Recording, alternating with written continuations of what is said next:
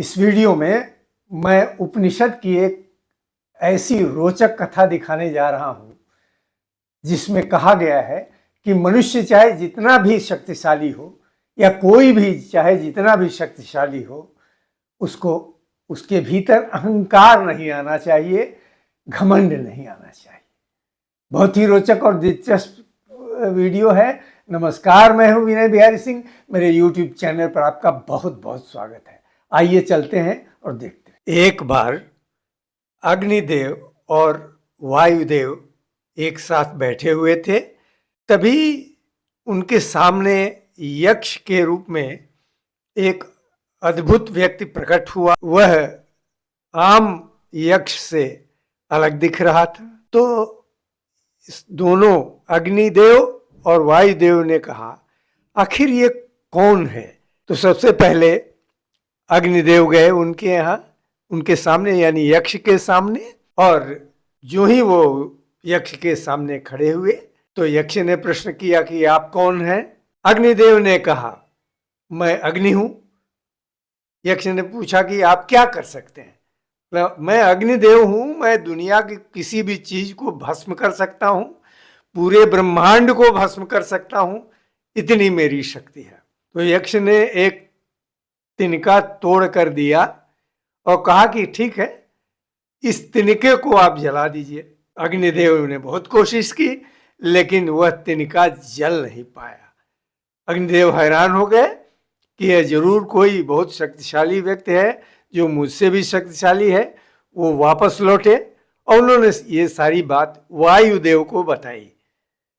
वायुदेव ने कहा कि ठीक है, मैं देखता हूं। वो यक्ष के सामने खड़े हुए। यक्ष ने पूछा, आप कौन हैं? वायुदेव ने कहा कि मैं वायुदेव हूं। तो आप क्या कर सकते हैं?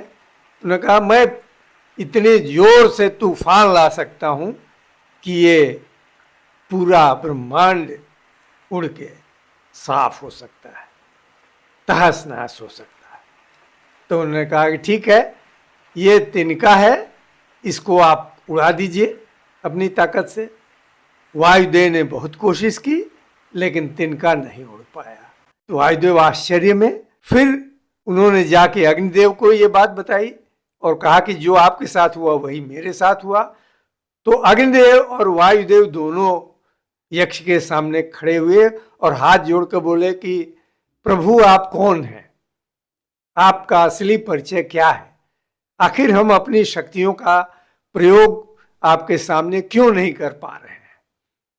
तब वह यक्ष, जो बिल्कुल विचित्र जान पड़ता था, बोला, मैं सर्वशक्तिमान ईश्वर हूं और ये जो अग्निदेव के पास जलाने की शक्ति है, वायुदेव के पास तूफान लाने की शक्ति है, वह सब मेरी शक्तियों का ही अंश है।